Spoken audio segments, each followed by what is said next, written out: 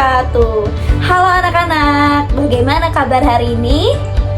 Alhamdulillah, luar biasa, Allahu Akbar. Balik lagi dengan saya Ibu Gina. Di video kali ini, kita akan membahas mengenai asal-usul nenek moyang bangsa Indonesia. Hayo, di sini udah ada yang tahu belum bagaimana awal mula asal-usul nenek moyang bangsa kita? Tujuan pembelajaran pada kali ini yaitu peserta didik dapat menjelaskan teori-teori asal-usul nenek moyang bangsa Indonesia. Yuk simak penjelasan berikut ini. Sebelum masuk ke pembahasan teori asal-usul nenek moyang bangsa Indonesia, kalian harus tahu dulu nih bagaimana terbentuknya Kepulauan Indonesia itu sendiri.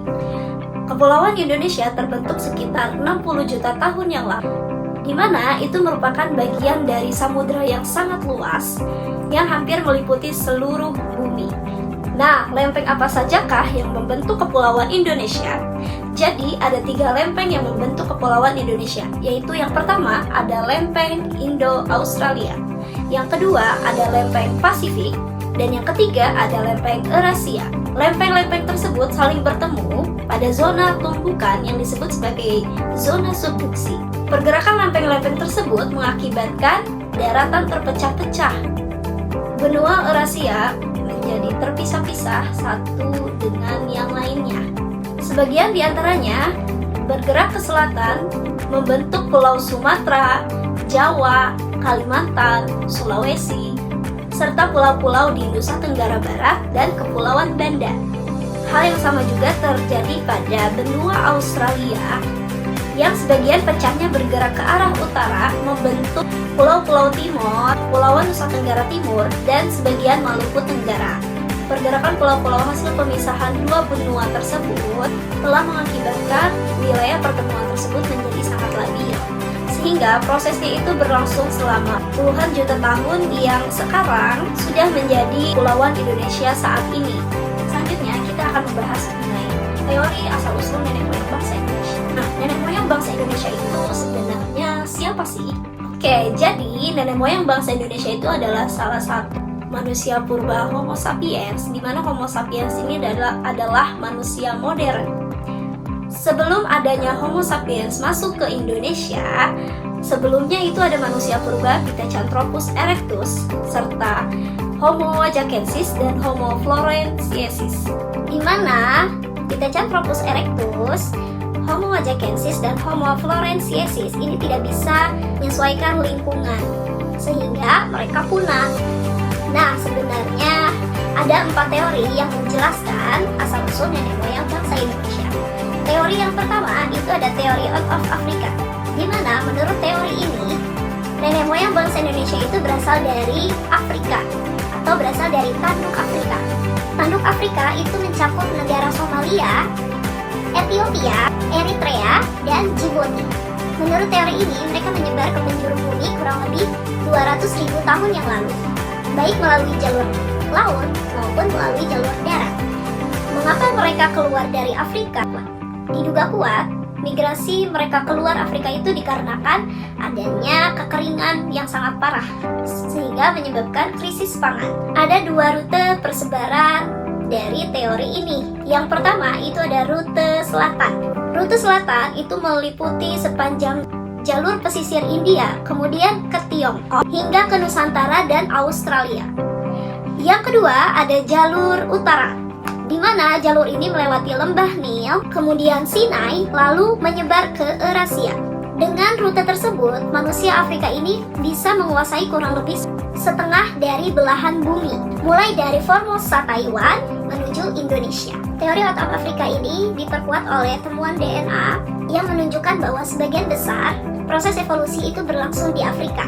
Namun, ada juga yang meragukan teori ini, dikarenakan adanya penemuan fosil manusia Homo neanderthalensis yang masuk ke Spanyol tahun 1941 di 2 gua.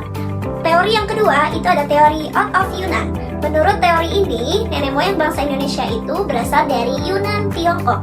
Ingat ya, bukan Yunani, tapi Yunan. Yunan itu ada di Tiongkok bagian selatan. Menurut teori ini, mereka masuk ke Nusantara itu melalui 3 gelombang. Gelombang yang pertama itu adalah masuknya bangsa Melanesoid ke Papua sekitar 70.000 sebelum Masehi.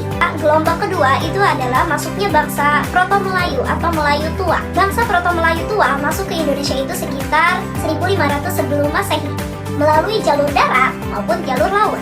Mereka mewarisi kebudayaan Paleolitikum yang disebut sebagai Bakson Huati. Keturunan dari Proto-Melayu ini yaitu ada suku Dayak dan suku Toraja. Kemudian, gelombang ketiga itu masuknya bangsa Detro-Melayu atau Melayu Muda yang masuk ke Nusantara sekitar 300 sampai 400 sebelum Masehi. Mereka masuk ke Nusantara melalui Nusantara bagian darat dengan membawa tingkat kebudayaan yang lebih maju lagi. Mereka mewarisi kebudayaan Perunggu yang disebut sebagai Domson. Keturunan dari Detro-Melayu itu ada suku Jawa, suku Melayu, dan suku Bugis. Nah, kemudian teori yang ketiga itu ada teori Nusantara.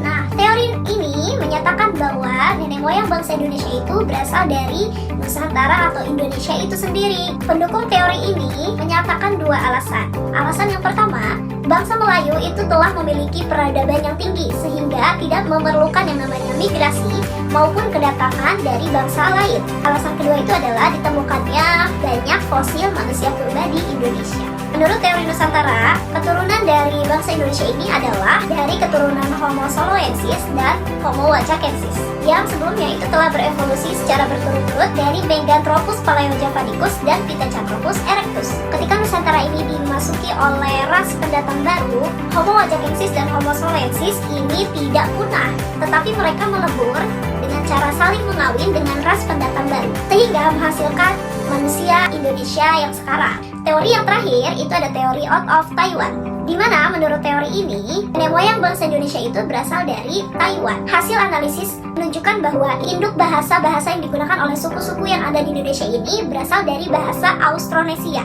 di mana bahasa Austronesia ini digunakan oleh penduduk Taiwan, yaitu di Kepulauan Formosa. Jika kita bisa lihat, induk bahasa Taiwan dengan induk bahasa Indonesia ini ada persamaan. Mulai dari adanya persamaan kata hewan, peralatan perang, dan yang lainnya. Penutur bahasa Austronesia itu sendiri itu adalah bangsa maritim yang menghabiskan banyak waktu untuk berkelana dari satu pulau ke pulau yang lain. Migrasi bangsa Austronesia dari Taiwan itu terjadi sekitar 4.000 tahun yang lalu. Mereka tiba terlebih dahulu di Filipina sekitar tahun 4.500 hingga 300 sebelum Masehi. Di Filipina sekitar tahun 3.500 sampai 2.000 sebelum Masehi, mereka bermigrasi ke Kalimantan, ke Sulawesi, Maluku Utara, Jawa, Sumatera, Nusa Tenggara, Papua bagian barat, Oseania, dan Melanesia di Pasifik. Selain dari budaya maritim, budaya lain yang dibawa oleh nenek moyang dari Taiwan diantaranya yaitu bercocok tanam, seperti padi, jawawut, tebu, ubi, dan keladi raksasa.